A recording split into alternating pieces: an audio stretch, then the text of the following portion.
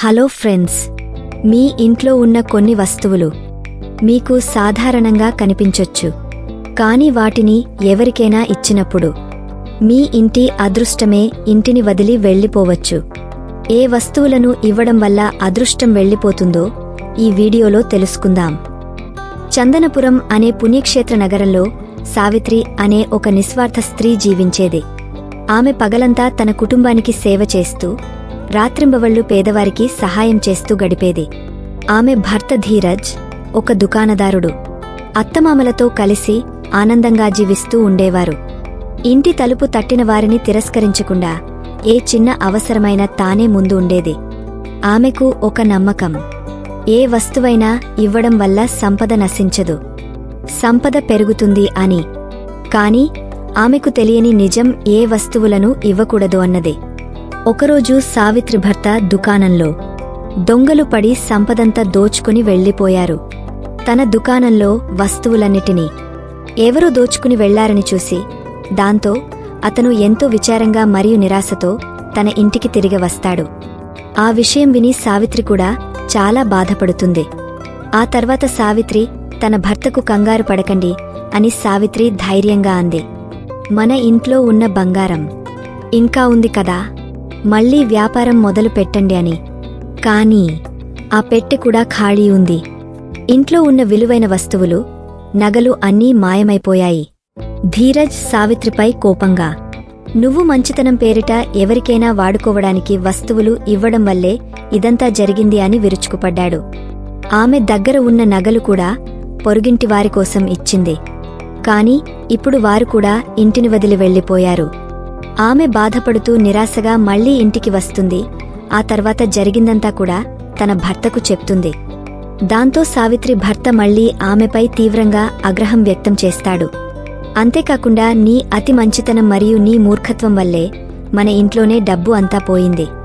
నీ దానం చేసే అలవాటు వల్లే మనకి ఈరోజు ఈ సమస్య వచ్చింది.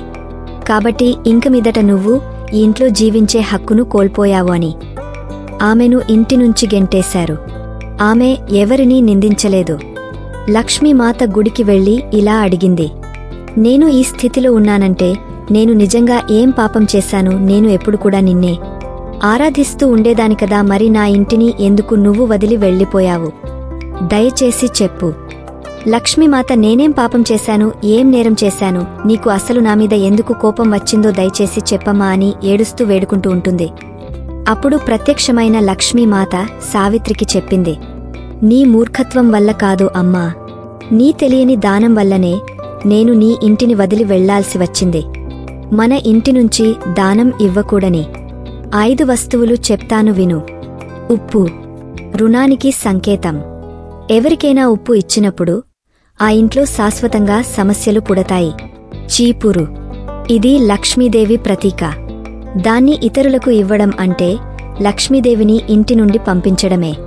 పదునైన వస్తువులు, ఇవి కలహాలకు, సంబంధాలు తెగపోవడానికి కారణం. వాటిని దానం చేస్తే చెడు శక్తులు చేరతాయి. పాత దుస్తులు, పాతవి చెడు శక్తులకు ఆహ్వానం. దానం అంటే శుభమైన కొత్తవి మాత్రమే. నువ్వుల నూనె, ఇది శని దేవుని సంబంధితది. పొరపాటున ఇచ్చినా దుష్ప్రభావాలు అనివార్యం. పాడిపోయిన ఆహారం కూడా ఎవరికీ ఇవ్వకూడదు. ఇది దురదృష్టాన్ని ఆహ్వానిస్తుంది. లక్ష్మీమాత గాయత్రిని ఆశీర్వదించింది. నీవు పశ్చాత్తాపంతో ప్రేమతో నన్ను పిలిచావు, మళ్లీ నీ ఇంటికి నేను వస్తాను అని చెప్పింది. గాయత్రి ఇంటికి తిరిగి వచ్చింది. భర్త క్షమాపణ చెప్పి నీ మంచితనం అర్థమవుతుంది, కాని మనం ఇప్పుడు జాగ్రత్తగా ఉండాలి అన్నాడు. ఇవ్వడం గొప్పగా ఉంటుంది, కాని ఏది ఇవ్వాలో తెలుసుకుంటేనే అది పుణ్యం అవుతుంది. మంచితనం అంటే మూర్ఖత్వం కాదు.